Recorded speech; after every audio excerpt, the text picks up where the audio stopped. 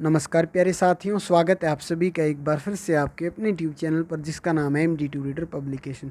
तो फ्रेंड्स, आज के वीडियो में आप सभी कैंडिडेट के लिए बहुत बढ़िया न्यूज़ लेकर आया हूँ, कह सकते हैं गुड न्यूज़ लेकर आया हूँ। हरियाणा कर्मचारी चयन आयोग के द्वारा, हरियाणा सरकार के द्वारा और NTA के द्वारा अब आपका जो CET का एग्ज़ाम कराने के लिए जो है बहुत ही तेज़ी से काम हो रहा है। और इसको लेकर कुछ एक जो डिस्ट्रिक्ट्स है ना, उन्होंने अपनी सेंटर्स की जो लिस्ट है फाइनल कर आयोग को भेज भी दी है। और कुछ एक डिस्ट्रिक्ट इस पर बहुत बढ़िया तरीके से और तेज़ी से काम भी करें। इसी कड़ी में आगे बढ़ते हुए जो secretary Haryana staff selection commission के, उन्होंने सभी डिस्ट्रिक्ट्स के DCs को, डेप्यूटी कमिश्नर को लेटर लिखा है। और एक चीज़ मैं आपको इसमें और क्लियर करा दूँ, सभी 22 के 22 डिस्ट्रिक्ट में इस बार जो हरियाणा में एग्ज़ाम होगा, सभी 22 के 22 डिस्ट्रिक्ट में इस बार हरियाणा में एग्ज़ाम होगा और यूनिवर्सिटीज़ के अंदर भी होगा।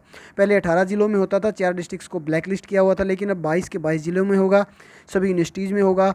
तो पॉसिबिलिटी है कि 5, 6, 7 जो 3 दिन रखे हैं, सिर्फ एक ही दिन आपका एग्ज़ाम हो 5-5 को, अगर ऐसा होता है तो, या फिर 5 और 6 2 दिन। लेकिन मैक्सिमम यहाँ पर चांसेस हैं कि सिर्फ 5 नवंबर को ही आपका एग्ज़ाम हो, ताकि मल्टीपल शिफ्ट होने की वजह से नॉर्मलाइजेशन ना अडॉप्ट करना पड़े NTA को और आयोग को।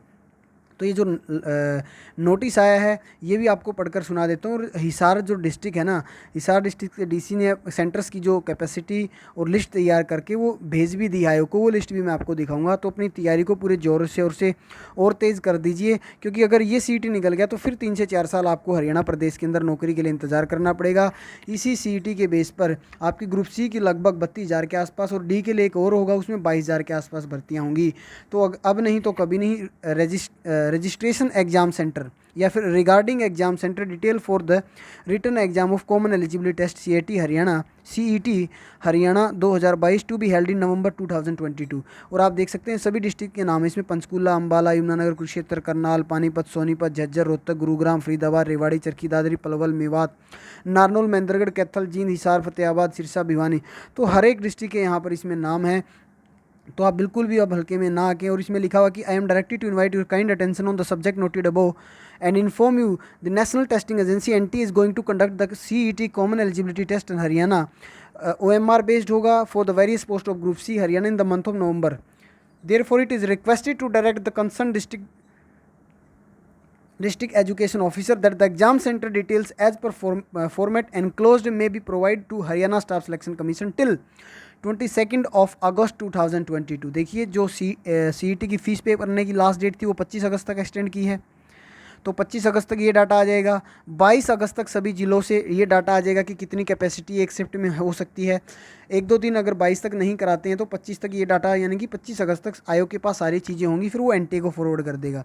ये फॉर्मेट है, इसमें दिया हुआ है। अब मैं आपको वो लिस्ट दिखा देता हूँ फ्रेंड्स से, जो हिसार से जो है यहाँ पर भेजी गई है। ये देखिए, फाइनल सेंट्रल लिस्ट है for CET 2022 group C to be conducted by NTA November 2022। ये सेंटर्स की फाइनल लिस्ट। अकेले हिसार की अगर मैं बात करूं, हिसार के अंदर 83 सेंटर फाइनल हुए हैं।